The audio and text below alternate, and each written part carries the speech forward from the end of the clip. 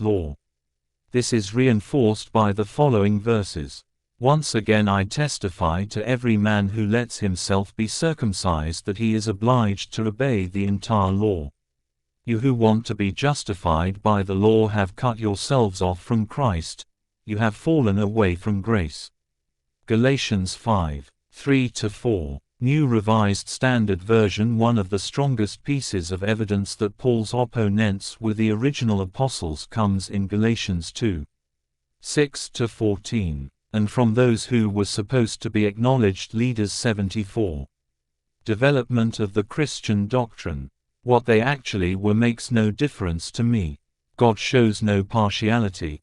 Those leaders contributed nothing to me. On the contrary, when they saw that I had been entrusted with the gospel for the uncircumcised, and when James and Cephas and John, who were acknowledged pillars, recognized the grace that had been given to me, they gave to Barnabas and me the right hand of fellowship, agreeing that we should go to the Gentiles and they to the circumcised. But when Cephas came to Antioch, I opposed him to his face, because he stood self-condemned, for until certain people came from James, he used to eat with the Gentiles. But after they came, he drew back and kept himself separate for fear of the circumcision faction. And the other Jews joined him in this hypocrisy, so that even Barnabas was led astray by their hypocrisy.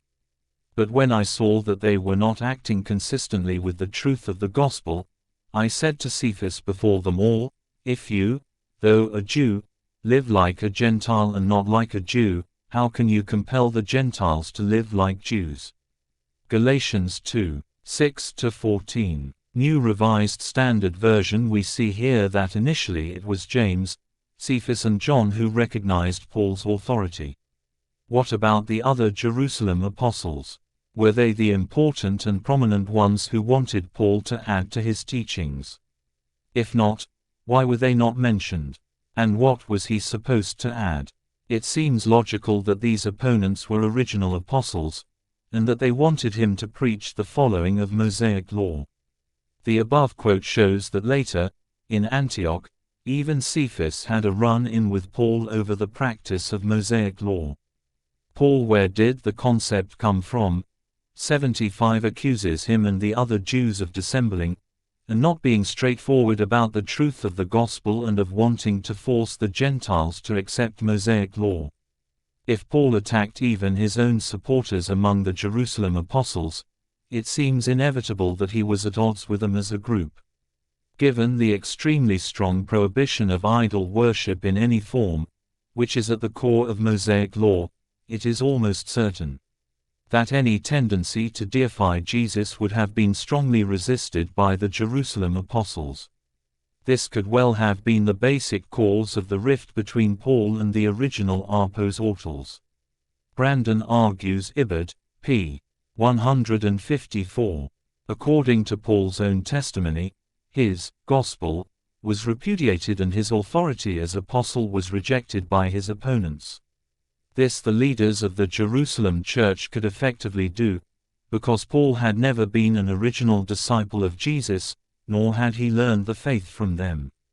However, the irony of the situation, from our point of view, is that it is Paul's gospel that has survived and is known to us from his own writings, whereas the gospel of the Jerusalem Christians can only be reconstructed from what may be inferred from Paul's references to it and what may be culled, also by inference from the Gospels and Acts. This apparent triumph of Paul's version of the faith is surely to be traced to the Jewish overthrow in AD 70. That final sentence is important. Brandon draws a parallel between the esoteric Jewish community at Qumran whose books were hidden before the community was destroyed by the Romans in AD 68. Those documents are now known as the Dead Sea Scrolls, and the community that authored them is known almost solely through them.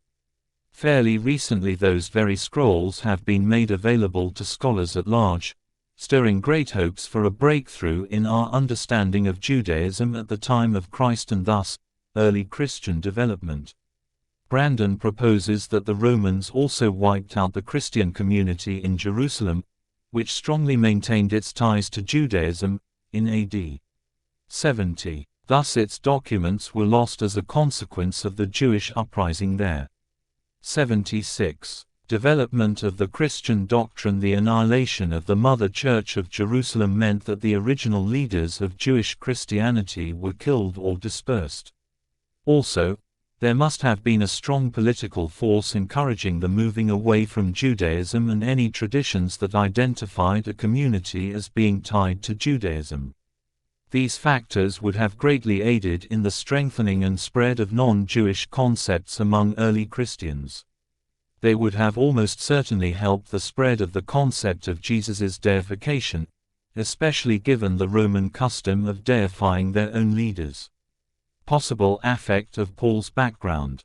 We can only surmise how much of an effect Paul's background had on the development of the Christian doctrine of Jesus as God incarnate.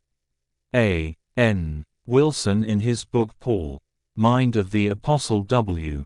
W. Norton, 1998, page 26, offers some interesting thoughts on the matter. Paul was born in Tarsus and is often referred to as Paul of Tarsus. Every year Heracles, a Greek divine hero, was honored in Tarsus by great religious ceremonies. Every autumn in Tarsus the boy Paul would have seen the great funeral pyre at which the god was ritually burnt. The central mystery of the ritual was that the withering that of the summer sun had brought the god to his death, but that he would rise to life again in the spring, at about the time when the Jews were celebrating the Passover.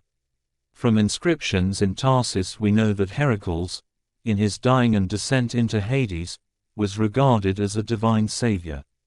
Thus, Heracles, who had one divine parent and one human one, might possibly have served as a model for Paul in his interpretation of Jesus and his life and death. If this was the case, Paul may not even have been conscious of it. It is also possible that Wilson puts too much stress on Paul's birthplace, as in Acts 22. 3. Paul indicates that he was brought up in Jerusalem. Where did the concept come from? 77. I am a Jew, born in Tarsus in Cilicia, but brought up in this city at the feet of Gamaliel, educated strictly according to our ancestral law, being zealous for God, just as all of you are today. Acts 22. 3. New Revised Standard Version. However, the parallels between the Pauline image of Jesus as a divine Son of God, who was Savior to mankind, and her Heracles may be worth noting. Wilson also mentions that Tarsus was a center of Mithraic worship where initiates drank the blood of a sacrificial bull or a chalice of wine symbolizing it. Ibid. p. 25. This seems reminiscent of the wine of the Eucharist. Prior to the Nicene Councils, for over the first 300 years after the crucifixion, the nature of Jesus and his relationship to God the Father was understood in a variety of manners by different segments of the early church. There were those who believed that Jesus was just a mortal man who had a very special relationship with God. Then there were those who agreed with Theodotus of Byzantium that Jesus was born a mere man and attained the ability to work miracles at the time of his baptism. Some of Theodotus's students later believed that Jesus became God after his resurrection. And then there were those known as Monarchians who believed that God and Jesus were one and the same from the beginning of time. Some believed that Jesus was created, and some of those believed that he was fully human but shared his body with the Son of God. Others who believed Jesus to be human believed he was adopted by God. Those whose understanding eventually won out believed that Jesus was fully human and fully God at the same time, as 78. Development of the Christian doctrine exemplified by the traditional doctrine of the Incarnation, as briefly discussed next. Doctrine of Incarnation. The doctrine that was codified and eventually accepted in 325 by the First Council of Nicaea is basically that Jesus Christ was the incarnation of the second person of the Trinity, and was truly God and truly a man at the same time. All other understandings were decreed to be heretical by the conference. We will examine the doctrine of the Trinity